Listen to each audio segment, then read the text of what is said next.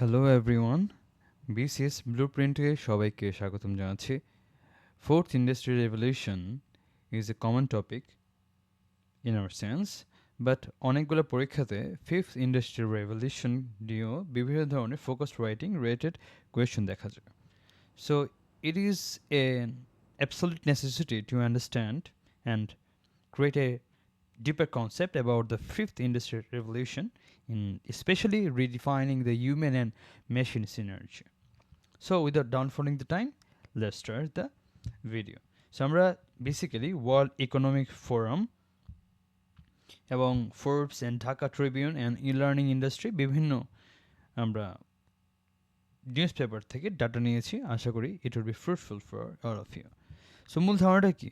Fifth industry revolution হলো প্রযুক্তির সাথে মানুষের সৃজনশীলতা, যে ক্রিয়েটিভিটি এবং নৈতিকতা, যে এথিক্স, এক প্রকার যুগলবন্দি বা সিনার্জিটাকে এনশিওর করা।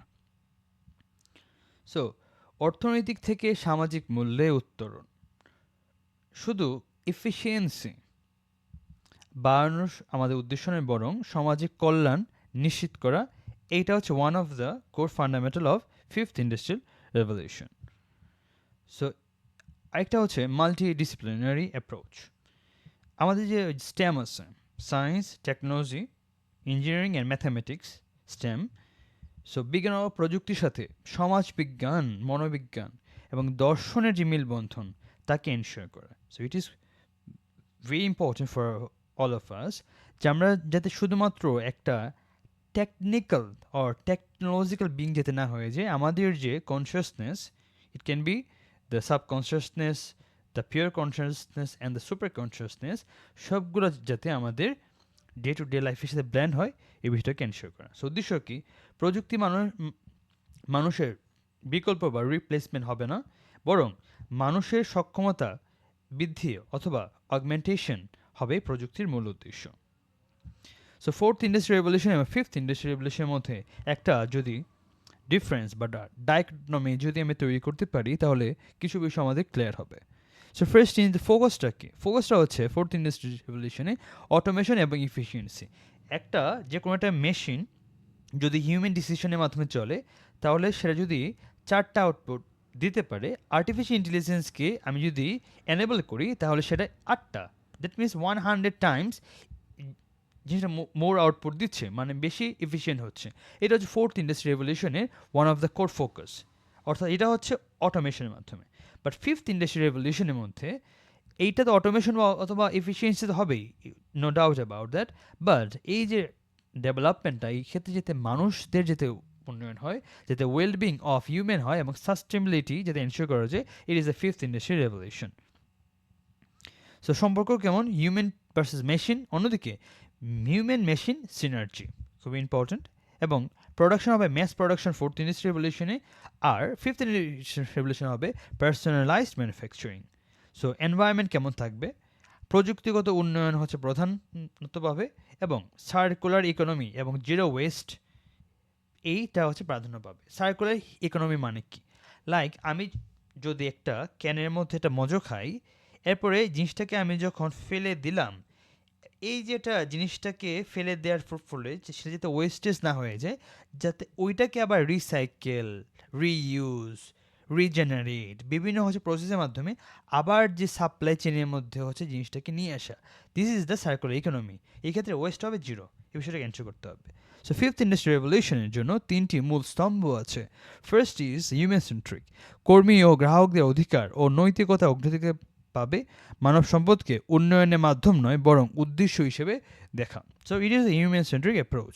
সেকেন্ড ইজ রেজিলিয়েন্ট, যে কোনো বৈশ্বিক সংকট, লাইক হচ্ছে অ্যাপিডেমিক হইতে পারে, ওয়ার হইতে পারে, সাপ্লাই চেইন ডিসরাপশন হইতে পারে, তো সেক্ষেত্রে উৎপাদন বা প্রোডাকশন ব্যবস্থা যাতে টিকিয়ে রাখা যায়, এই জন্য অ্যান্টি ফ্রেজাইল হওয়া, এটা হচ্ছে আরেকটা উদ্দেশ্য। থার্ড ইজ সাস্টেনেবিলিটি, এটা প্ল্যানেটারি বাউন্ডারি মেনে চলা, শুধু ক্ষতি কমানো নয়, বরং পরিবেশের জন্য একটা নেট পজিটিভ প্রভাব আমাদেরকে তৈরি করতে হবে। মানবযন্ত্রের যুগলবন্দি, হিউম্যান রোবট কোলাবোরেশন, স্বয়ংক্রিয়তা থেকে সহযোগিতার রূপান্তর, from automation to collaboration. So এই ক্ষেত্রে যন্ত্র থাকবে, রোবট থাকবে, তার সাথে মানুষ থাকবে, দুইটা মিলে কোলাবোরেট করবে ফিফথ ইন্ডাস্ট্রি রেভলিউশনে। ফোর্থ ইন্ডাস্ট্রি রেভলিউশন যেটা আমরা দেখতে পাচ্ছি এই ক্ষেত্রে বেশি এমফাসিস করা হচ্ছে যে রোবোটিক্স, অটোমেশন, আর্টিফিশিয়াল ইন্টেলিজেন্স এগুলোর উপর। বাট ফিফথ ইন্ডাস্ট্রি রেভলিউশন এই ক্ষেত্রে সিনার্জি অথবা ব্যালেন্স আসবে। সো যেগুলো রিপিটেটিভ অথবা যেগুলো হচ্ছে প্রিকারিয়াস বা ঝুঁকিপূর্ণ এগুলো আছে, এবং হচ্ছে খুব সাটেল যেগুলো হচ্ছে কাজ আছে, যেগুলো অ্যাকিউট ইন নেচার, ওইসব কাজগুলোকে নিখুঁতভাবে সম্পন্ন করতে হবে যন্ত্রের মাধ্যমে। অন্যদিকে সৃজনশীল বা কৌশলগত অথবা স্ট্র্যাটেজিক ডিসিশন মেকিং এবং কমপ্লেক্স প্রবলেম সলভিংটা হিউম্যান করবে। তো এই ক্ষেত্রে ফিফথ ইন্ডাস্ট্রিয়াল রেভলিউশনে রোবট মানুষের জায়গা দখল করবে না, বরং কোবোট হিসেবে বা কোলাবোরেট রোবট হিসেবে কাজ করবে। খুব ইম্পর্টেন্ট একটা জিনিস। এক্ষেত্রে প্রযুক্তি অভিসৃত ও জীব ভিত্তিক অর্থনীতি, টেক কনভার্জেন্স, আমরা জানি দুটো টার্ম আছে, কনভার্জেন্স এবং ডাইভার্জেন্স। কনভার্জেন্স মানে একটা পয়েন্টে এক হয়ে যাওয়া, আর ডাইভার্জেন্স মানে হচ্ছে আলাদা হয়ে যাওয়া। তো এই ক্ষেত্রে টেক কনভার্জেন্স মানে সবগুলোকে একসাথে হতে বলছে। তো এই ক্ষেত্রে একটা বায়ো ইকোনমি একটা বিষয় আছে। তো এই ক্ষেত্রে আর্টিফিশিয়াল ইন্টেলিজেন্স, 3D প্রিন্টিং এবং বায়ো ইঞ্জিনিয়ারিং একীভূত করে এটা একটা কনভার্জেন্স জিনিসটাকে এনশিওর করা। সো এই ক্ষেত্রে যে মূল চালকের শক্তি হিসেবে WEF ফ্রেমওয়ার্ক দ্বারা করা যেতে পারে বায়ো ইকোনমিক চারটা রূপ। এটা হচ্ছে রেড, যা হচ্ছে ফার্মা হিসেবে দেখানো হয়েছে। সো AI ব্যবহার করে নতুন ওষুধ আবিষ্কার এবং অর্গান অন চিপ প্রযুক্তির ব্যবহার করা। কারণ আমরা জানি অ্যান্টিবায়োটিক্স যেটা আছে, অ্যান্টিবায়োটিক্সের একটা প্রবলেম হচ্ছে আমাদের কিন্তু অ্যান্টিবায়োটিক্সগুলো খুব সহজে কিন্তু সেটার এটা স্যাচুরেশন পয়েন্ট অ্যাচিভ করে ফেলে, যার ফলে যেটা হয় ওইটা আর ওইভাবে সেন্সিটিভ থাকে না ওই যে একটা ব্যাকটেরিয়ার প্রতি। তো এই জন্য আমাদের হচ্ছে প্রতিনিয়ত অ্যান্টিবায়োটিক হচ্ছে বের করতে হয়। বাট অ্যান্টিবায়োটিক হচ্ছে বের করা হচ্ছে একটা পুরোটা মহাবিশ্বের সমান, সরি এই পৃথিবীর সমান যদি একটা খড়ের গাদার কল্পনা করি, এর মধ্য থেকে একটা সুই বের করার মতো এত একটা কঠিন একটা কাজ। বাট এটা যদি আমরা quantum mechanics, artificial intelligence, data science এগুলোর মাধ্যমে যদি আমরা ইউজ করি, আমরা খুব সহজে কিন্তু আমরা অ্যান্টিবায়োটিক সহ বিভিন্ন জটিল রোগের যে সমাধান তা আমরা এনশিওর করতে পারবো। আর এছাড়া তো ন্যানো রোবট যাবে আমাদের ভিতরে। ন্যানো রোবট যাওয়ার মাধ্যমে যেটা হবে, আমরা যাতে আমাদের যাতে যে ছোট ছোট সমস্যাগুলো যেগুলো আছে, ব্লাডে আমাদের ক্লটিং হয়ে যাওয়া, তো এই সমস্যাগুলো যাতে ন্যানো রোবটগুলো সলভ করে ফেলতে পারে। অর্থাৎ আমাদের অর্গানের মধ্যে বিভিন্ন হচ্ছে চিপগুলো হচ্ছে ইনস্টল করবে, যেমন হচ্ছে ব্রেইনের মধ্যে নিউরালিঙ্ক অ্যাড হবে, যেটার কারণে আমাদেরকে আলাদা করে আর কোনো কিছু ওইভাবে মুখস্থ রাখতে হবে না, আমরা ক্রিয়েটিভলি স্বতন্ত্রভাবে চিন্তা করতে পারবো। আচ্ছা, আর এটা হচ্ছে ইন্ডাস্ট্রিয়াল। সো এনজাইম ভিত্তিক বায়োফুয়েল এবং প্লাস্টিক দূষণ রোধ করা। সো বায়োফুয়েলটা হবে এনজাইম ভিত্তিক। এনজাইম মানে হচ্ছে অনুঘটক, অর্থাৎ এই জিনিসটা যখন দিব তখন বায়োফুয়েলটা কাজ করবে, যখন দিব না তখন বায়োফুয়েলটা কাজ করবে না। এবং প্লাস্টিক দূষণ যাতে না হয় বিষয়টাকে এনশিওর করা, এবং সিনথেটিক বায়োলজির মাধ্যমে কার্বন মুক্ত, কার্বন ফ্রি টেকসই ফুয়েল আমাদেরকে তৈরি করতে হবে। অর্থাৎ এই যে আমাদের যে ডিজেল, পেট্রোল, অকটেন এইসব তো সবই হচ্ছে হাইড্রোকার্বন। তো এগুলো থেকে মুক্ত হয়ে আমরা যাতে এমন একটা ফুয়েল আমরা ইউজ করতে পারি যেটা কি ফুয়েল হইতে পারে, সেটা হাইড্রোজেন হইতে পারে। So hydrogen is a great fuel, তো এটা আমরা ইউজ করতে পারি। অন্যদিকে সামুদ্রিক সম্পদ ব্যবহার বা ডিগ্রেডেবল যে প্লাস্টিক যেগুলো হচ্ছে তৈরিতে প্রতিবন্ধকতা তৈরি করতে হবে। সো ইথিক্যাল ইম্পারেটিভগুলো আমরা দেখি।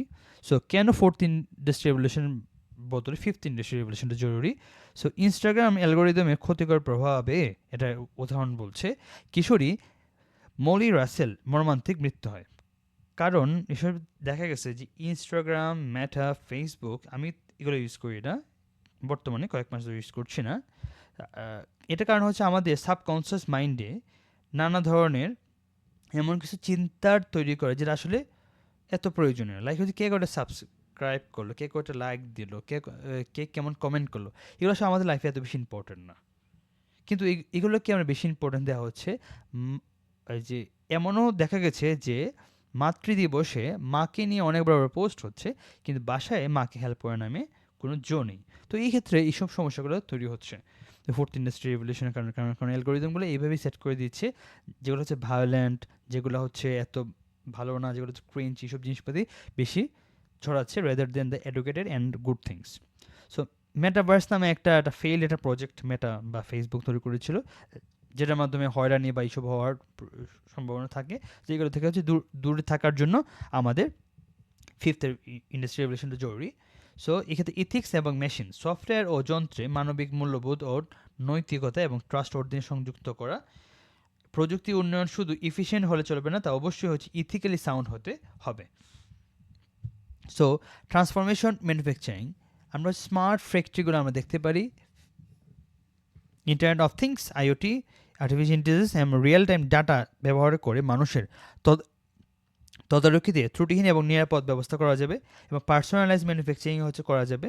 লাইক হচ্ছে আমি এই টি শার্টটা হচ্ছে পরে আছে, আমি এটার মধ্যে একটা ডিফারেন্ট কালার চাই, বাট যেহেতু আমাদের এআই আছে, তো সেক্ষেত্রে সে নিজ থেকে ক্যালকুলেট করে ফেলতে পারবে আমাদের প্রসেসে কোন পর্যায়ে কোন কেমিক্যালের মধ্যে চেঞ্জ আনলে এটা কালারটা চেঞ্জ হবে এবং সাপ্লাই চেইনটা ডিসরাপশন হবে না। খুবই একটা ইম্পর্টেন্ট জিনিস, যারা টেক্সটাইল ইঞ্জিনিয়ারিং বা ম্যানুফ্যাকচারিং ইঞ্জিনিয়ারিং হচ্ছে পড়েছেন তারা হয়তো বা জানেন এই বিষয়গুলো খুবই কমপ্লেক্স। সো সো এই ক্ষেত্রে গ্রাহকের ব্যক্তিগত পছন্দ অনুযায়ী করা সম্ভব হবে, এবং সার্কুলার ইকোনমি, যে জিরো ওয়েস্ট এবং কাঁচামাল যেটা আছে সেটা পুনর্ব্যবহার করা যাবে, এবং যে জিনিসটাকে আমরা ফেলে দেওয়ার কথা সেই জিনিসটা ফেলে না দিয়ে আমরা গ্রিন ম্যানুফ্যাকচারিংয়ের দিকে যেতে পারবো। সো বিসিএস এবং ব্যাংক প্রার্থীদের জন্য নীতি এবং কৌশলগত কিছু পদক্ষেপ হচ্ছে বলছি, যে সরকার এবং নীতি নির্ধারকদের জন্য করণীয় ডিজিটাল জগৎ ব্যক্তির অধিকার রক্ষায় কঠোর আইন প্রণয়ন, টেকনোলজি কনভার্জেন্স ইন্ডেক্স তৈরি করে প্রযুক্তি অগ্রগতি এবং প্রভাবটা মনিটরিং করাটা খুব জরুরি, কারণ মনিটরিং ছাড়া যে কোনো আসলে প্রোগ্রেস আসলে কোনো প্রোগ্রেস না। লাইক আমি হচ্ছে পড়ালেখা করছি অথবা হচ্ছে আমি যে কোনো একটা ভিডিও বানাচ্ছি, এটা যদি আমি প্রোগ্রেসটা মনিটর না করে আসলে কখনোই আমি নির্দিষ্ট একটা জায়গায় আমি পৌঁছতে পারবো না। এই জন্য যারা হচ্ছে পড়ালেখা করছে তারা চেষ্টা করবে একটা মনিটরিংয়ের মধ্যে বিষয়টাকে আনার জন্য।